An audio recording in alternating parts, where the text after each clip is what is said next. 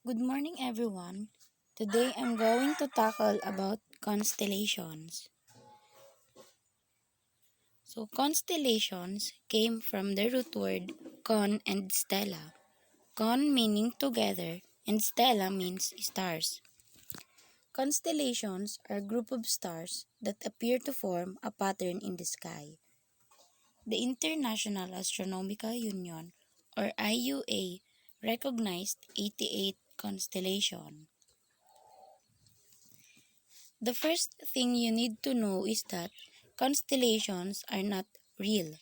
The constellations are totally imaginary things that poets, farmers, astronomers have made up over the past 6,000 years, and probably even more.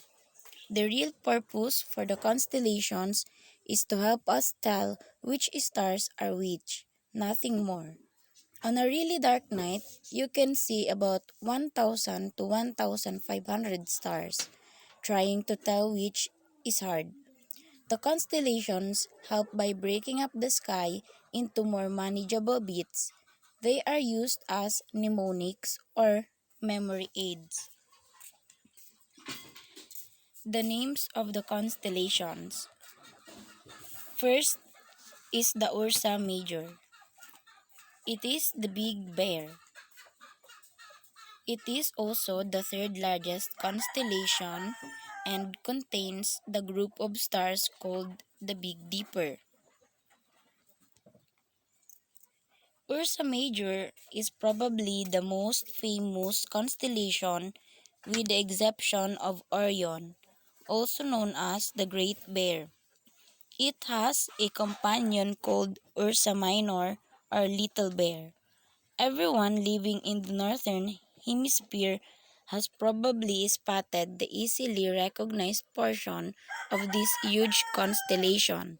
The body and the tail of the bear make up what is known as the Big Dipper. Several different cultures saw a big bear in the sky. The ancient Greeks had a few different stories to explain how the animal ended up there. In one story, Hera discovered Zeus was having an affair with Callisto and turned her into a bear. Zeus put her in the sky along with her son Arcas, who became the little bear. Next, the Ursa Minor, the small or the little bear.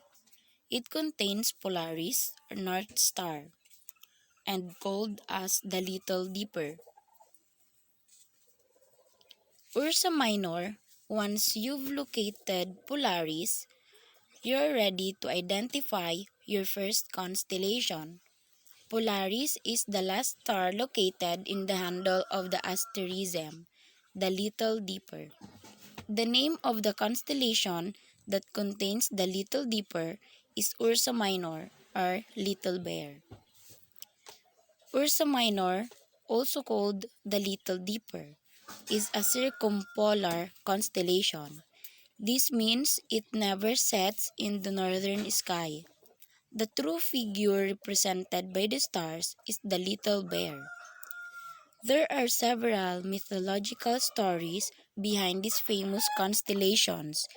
In Greek myth, Zeus was having an affair with the lovely Callisto. When his wife Hera found out, she changed Callisto into a bear. Zeus put the bear in the sky along with the little bear, which is Callisto's son, Arcas. Virgo, the maiden. Virgo is the second largest constellation after Hydra. As a member of the zodiac, Virgo has a number of ancient myths and tales. The sun passes through Virgo in mid September and is therefore the constellation that announces the harvest. Virgo is often represented as a maiden, as its name indicates. In antiquity, she may have been Isis, the Egyptian protectress of the living and the dead and the principal mother goddess. Next, the Orion. Orion is giant hunter. It has three stars on his belt and visible to October to March.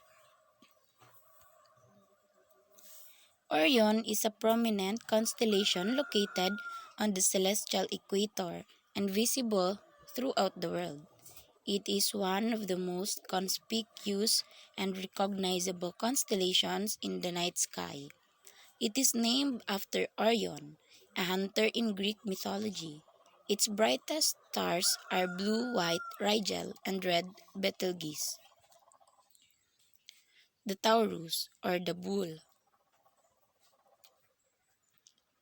Taurus is attacking Orion, the hunter, or are the horns of the bull the real story? The horn was a symbol of fertility and bountiful riches in many cultures for thousands of years, and is probably the case here, for the constellation would have announced the vernal equinox at around 4000 BC. Next, the Aquarius, or the water bearer. In Greek mythology, Aquarius was Ganymede, or the cupbearer to the gods. Alpha Aquarii sa Dalmelic and Beta Aquarii sa Dalsud are twin supergiants with nearly identical names. The names mean, respectively, the lucky one of the king and the luckiest of the lucky. Gamma Aquarii shares in the good fortune. Sa Dutch B, the lucky star of hidden things. Incidentally, if the age of Aquarius was celebrated in the 1960s, the real event is still some 600 years off. At that time, Aquarius will contain the vernal equinox, marking the return of the sun into the northern celestial hemisphere. Next, Aries, or the ram. Aries, the ram, is an ancient constellation which was of considerable importance since the sun passed through it at the vernal equinox. This point has now moved into Pisces, but the vernal equinox is still known as the first point of Aries. In another 600 years, the point will have moved into Aquarius. The ram in question may have been the one whose golden fleece was the object of Jason's quest. There is some reason to believe that the Greeks just took over a much older horned animal at this time of the year, the horn being a symbol for fecundity, renewal, and so on. As the sun came into this constellation at the vernal equinox, the year itself was being renewed.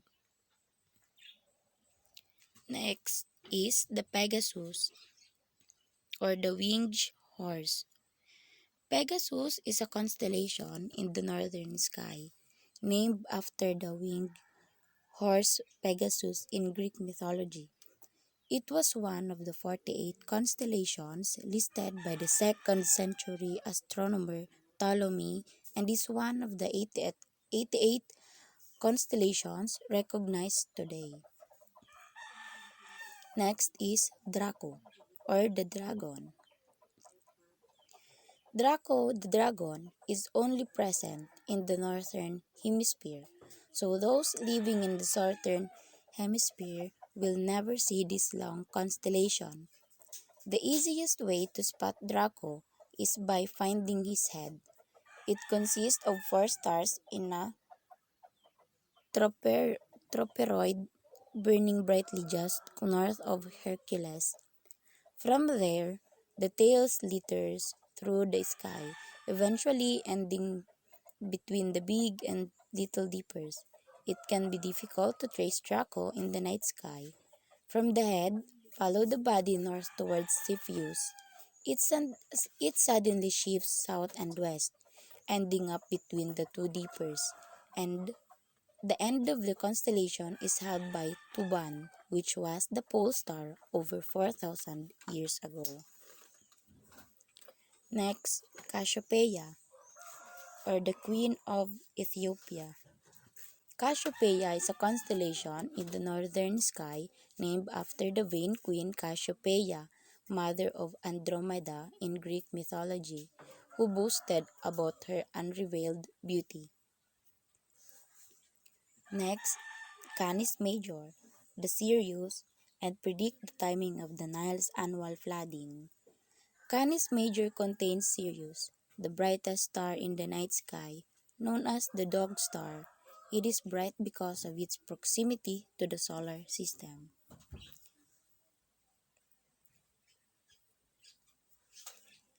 The uses of constellations. So, constellations give directions, tell time, predict weather, tracking artificial satellites, and locate certain stars. That's all. Thank you.